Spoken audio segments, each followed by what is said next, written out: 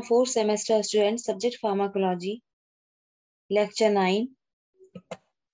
Dopamine. Dopamine brain में एक main neurotransmitter होता है जो कि कॉमनली रिकॉग्नाइज करता है, जो इसके रोल है रिवार्ड, मोटिवेशन, प्लेजर में, और साथ ही इसके फोकस, मोटिवेशन, कॉग्निटिव फ्लेक्सिबिलिटी और इमोशनल रिसाइलेंस में भी इसका रोल होता है।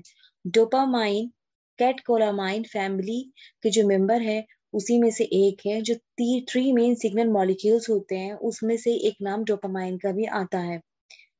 इसके दो जो अलग दूसरे फेमस होते हैं फाइट और फ्लाइट रिस्पॉन्स मॉलिक्यूल्स होंगे, जैसे कि एपिनेफ्रिन और नॉरएपिनेफ्रिन। सिंथेसिस और मेटाबॉलिज्म।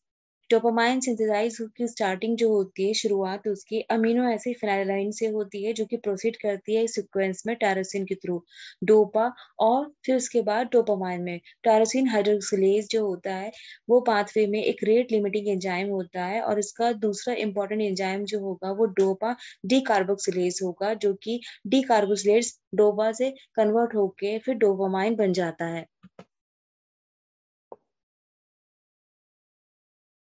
डोपामाइन रिसेप्टर जो होता है जी प्रोटीन कपल रिसेप्टर की क्लास में होता है, जो कि प्रोमिनेंट होता है वर्टिब्रेट सेंट्रल नर्वस सिस्टम में। डोपामाइन रिसेप्टर जो होता है वो एक्टिव करता है डिफरेंट इफेक्टर्स के थ्रू, जैसे जी प्रोटीन कपलिंग के थ्रू ही इसका एक्टिवेट होता है, लेकिन साथ में दूसरे भी प्रोटीन ऐसे होते हैं जिनके इंट्रैक्शन से सिग्नल होता है। न्यूरोट्रांसमीटर डोपामाइन जो होता है वो एक प्राइमरी एंडोजेनस लाइगेंड होता है डोपामाइन रिसेप्टर के लिए। इसके सबटाइप्स होंगे D1, D2, D3, D4 और D5। D1 और D5 रिसेप्टर जो होता है वो मेंबर होते हैं D1 लाइक फैमिली के, वहीं D2, D3, D4 रिसेप्टर जो होते हैं D2 लाइक फैमिली के मेंबर होते हैं। D1 लाइक फैमिली में D1 लाइक जो फैमिली रिसेप्टर होते हैं वो कपल्ड होते हैं जी प्रोटीन एस अल्फा के, और D1 is also coupled to G olf. G S alpha subsequently activate करते हैं ये एडिनिल साइक्लेज से, और इंक्रीज हो जाते हैं जो इंट्रासेलुलर कॉन्सेंट्रेशन होता है second messenger cyclic adenosine monophosphate, यानी कि CMP के जो पाथवे होता है उसमें। D1 जो होता है वह एनकोडेड होता है डोपामाइन रिसेप्टर D1 से, वही D5 जो होता है डोपामाइन रिसेप्टर D5 जीन जो होता है DRD5 से एनकोडेड होता है। D2 लाइक फैमिली में जो D2 लाइक फैमिली रिसेप्टर होता है वो कपल्ड होता है जी प्रोटीन GI अल्फा से, जो कि डायरेक्टली इनवेट कर देता है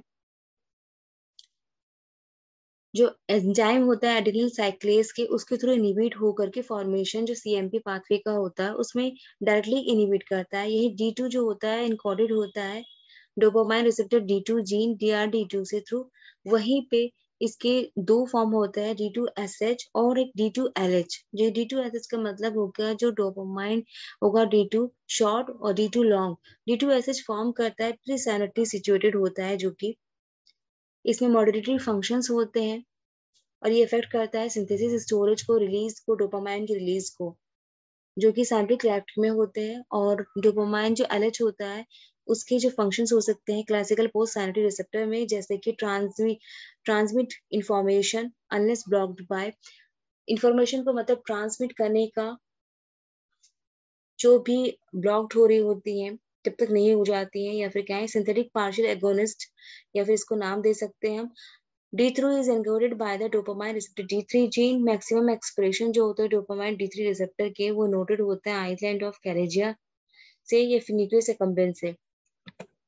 D4 जो होता है एनकोडेड होता है डोपामाइन रिसेप्टर D4 जो जीन होती है उसके द्वारा, और यही D4 रिसेप्टर जीन जो होता है वो पॉलीमॉर्फिज्म को डिस्प्ले करता है अलग अलग तरीके से, जो कि डिफरेंट होते हैं वेरी नंबर को रिपीट करने पर जो प्रेजेंट होते हैं एक एक्सॉन का जो कोडिंग सीक्वेंस होता है उसी के अंदर।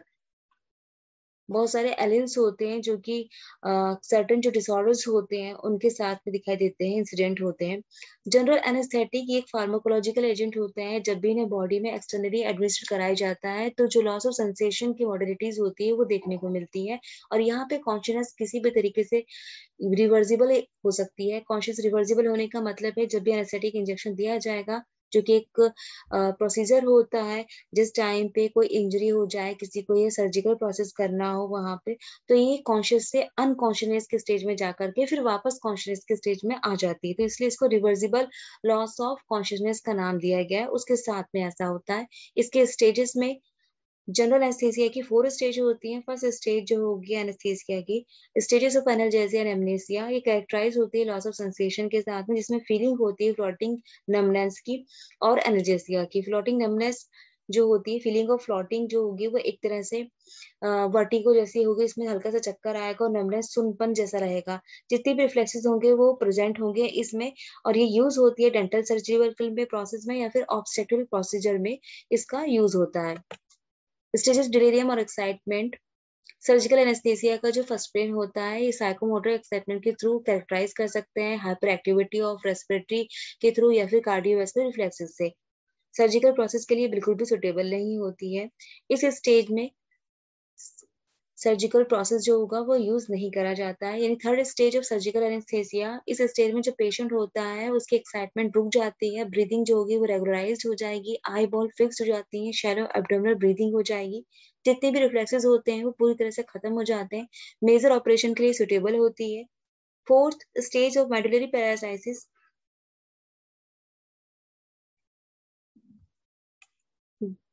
मेडुलरी सेंटर जो होता है वो कम्प्लीटली पैरालाइज्ड हो जाता है। स्टेजेस ऑफ सर्जिकल जो एनेस्थीसिया होती है बिल्कुल उसके पर, यानी कि ये ओवरडोज का एक प्रोसेस होता है जिसमें ऐसा होता है, ब्रीदिंग जो होगी वो रुक जाएगी, इसमें ब्लड प्रेशर गिर जाएगा, 0 लेवल तक आ जाएगा, कार्डियोवैस्कुलर कोलैप्स हो जाएगा, जिससे कि डेथ की कंडीशन को इंडिकेट करता है, यानी कि लीड करता है ये डेथ को।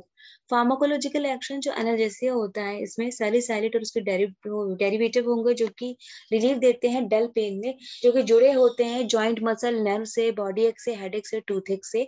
ये थैलेमस और हाइपोथैलेमस पे एक्ट करता है जिससे कि रिलीफ मिलता है। एंटी पायरेक्सिया मतलब हो गया, पायरेक्सिया का मतलब होता है बॉडी टेम्परेचर का राइज कर जाना, यानी कि फीवर की कंडीशन।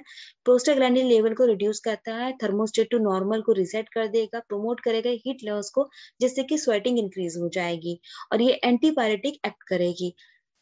ऑन रेस्पिरेशन सैलिसाइलेट और रेस्पिरेटरी पे स्टिमुलेट कर देता है।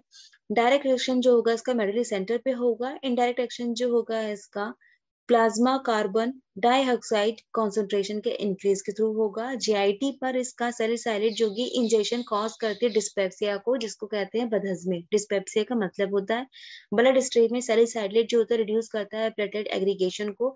एंटी इन्फ्लेमेटरी जो एक्शन होता है सैलिसाइलेट और उसके डेरिवेटिव जो होते हैं वो एंटी इन्फ्लेमेटरी एक्शन को दिखाते हैं, और इसमें कुछ सीक्वेंस होता है, या फिर कह सकते हैं ये प्रोड्यूस करते हैं कुछ एस्पेक्ट्स को, जैसे कि ये रिड्यूस कर देता है इन्फ्लेमेटरी इडीमा के डेवलपमेंट को, और रिड्यूस करता है एक्सुडेशन ऑफ फ्लूइड को। ये इडीमा यानी कि जब बॉडी के अंदर फ्लूइड ज्यादा हो जाता है जिससे कि बॉडी स्वेल होने लगती है, उसके इन्फ्लेमेशन हो जाता है, शरीर के अंदर कहीं ना कहीं काफी सारे जो ऑर्गन है हमारे उनको क्षति होनी स्टार्ट हो जाती है, हार्मफुल इफेक्ट देखने को मिलता है। Properties of general anaesthesia, easy होता है एडमिनिस्टर कराने में, रिकवरी हम कह सकते हैं रैपिड और स्मूथ इंजेक्शन को प्रोड्यूस करना चाहिए इसको, नॉन इन्फ्लेमेबल और नॉन इरिटेटिंग होना चाहिए, एनाल्जेसिक का इफेक्ट काफी अच्छा होना चाहिए, मस्कुलर रिलैक्सेशन जो होगा वो एडुकेट दिखना चाहिए, दिखना चाहिए वहां पे, किसी भी तरीके से लीवर किडनी हार्ट पे किसी कोई भी नेगेटिव इफेक्ट जो होगा वो नहीं दिखाई देना चाहिए। इसके साथ ही एनेस्थेटिक जो होता है वो अदर एजेंट के साथ एसोसिएट होता है, जैसे sedative, hypnotic, muscle relaxant, anxiolytic, anti emetics, narcotic, analgesic. इसी पूरे कॉन्सेप्ट को हम बेसल एनेस्थीसिया कह सकते हैं, इसका नाम दिया जाता है। क्लासिफिकेशन में जनरल एनेस्थीसिया जो होता है क्लासिफाइड होता है वोलेटाइल और नॉन वोलेटाइल में। वोलेटाइल को इनहेलेटरी एनेस्थेटिक भी बोलते हैं, जिसका नाम है, इसमें जो अंदर आते हैं लिक्विड और गैसेस, लिक्विड में ईथर, क्लोरोफॉर्म, हेलोथेन, वहीं गैसेस में आएगा साइक्लोप्रोपेन और नाइट्रस ऑक्साइड। नॉन वोलेटाइल जिसको इंट्रावेनस एनेस्थेटिक के नाम से भी जानते हैं, इसमें आएगा बार्बिट्रेस, बार्बिट्रेस में थियोपेंटोन, केमिथार। सेकंड नॉन बार्बिट्रेस में आएगा प्रोपेंडीन और केटामाइन। वोलेटाइल एस्थेटिक की फिजिकल प्रॉपर्टीज होती है जैसे कि colourless, volatile liquid, pungent order के साथ में, ये बॉयल होता है 35 डिग्री सेल्सियस पे और वेपर हो जाता है, इरिटेंट इसका बिहेवियर होता है। ईथर को जब भी एक्सपोज करते हैं एयर मॉइस्चर में या लाइट में तो ये कन्वर्ट हो जाता है ईथर पेरोक्साइड में, एसिटिक एल्डिहाइड में। ईथर हाईली एक्सप्लोसिव होता है, स्टोर करके रखते हैं अंबर कलर की बॉटल में जिसे कवर करते हैं ब्लैक पेपर से। इसका एडवांटेज, एनेस्थेटिक एजेंट जो होता है बहुत ही सेफ होता है, ब्लड प्रेशर इसका मॉडिफाई होगा, टिट्राइन कॉन्ट्रैक्टिलिटी के साथ इसमें इंटरफेयर नहीं होना चाहिए, बिल्कुल भी नहीं होता है यहाँ पे, और किसी भी तरह का इफेक्ट नहीं डालता लीवर, किडनी और हार्ट पे। कोई भी स्पेशल अपरेटस की रिक्वायरमेंट नहीं होती है, इकोनॉमिकल एजेंट होता है। इसका डिसएडवांटेज, इंडक्शन जो होता है वो बहुत ही स्लो होता है। ईथर वेपर जो होता है इरिटेंट होता है, जो कि इंक्रीज कर देता है सलाइवरी को, ब्रोंकियल सिक्रेशन को। हाईली एक्सप्लोसिव होता है, रिकवरी इसकी स्लो होती है, बच्चों में प्रोड्यूस करता है कन्वर्जन को। इसके प्रिपरेशन में एनेस्थेटिक ईथर होता है, स्पिरिट ऑफ ईथर होगा। Dose 1 to 4 ml। Therapeutic usages general anaesthetic के रूप में या सॉल्वेंट के रूप में, क्लींजिंग एजेंट के रूप में। इसके प्रीवियस ईयर के क्वेश्चन जो आए हैं 10 मार्क्स में लॉन्ग क्वेश्चन में, first what are the different general anaesthetics 2020, second what are the classification of general anaesthetics, explain the pharmacology of ketamine 2015 2019। Question third, explain dopamine and its classification 2016 2018। 5 marks का short question answer जो आते हैं, first write the pharmacological action of general anaesthesia, second write the classification of general anaesthesia, very short question answer जो होते हैं 2 marks में। First, define stages of delirium, second write the stage of surgical anaesthesia, third right the property of volatile anaesthesia. तो आपका ये lecture 9 जो है वो कंप्लीट हो गया है।